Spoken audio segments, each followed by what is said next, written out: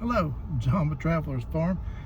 Heading over to install a license plate bracket on my friend's Wrangler. She bought it a couple weeks ago and wants to take her old plate and put it on the new car. So I've got one that came in my Gladiator and I'm not going to use it, so I'm going to install it on hers. So it's a super quick install, and just watch, we'll see. Just 4 screws, super simple, and we're almost there. Here's the kit for the license plate bracket. Comes with 2 little packs of screws. Open them up to make sure what size we had. T20 it looks like on both of them. And we'll see how it works.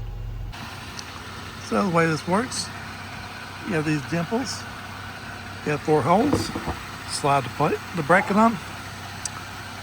Align the holes. And screw it on.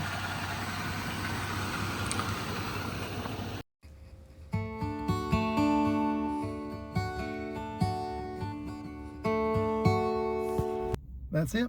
Just 4 screws. It's on.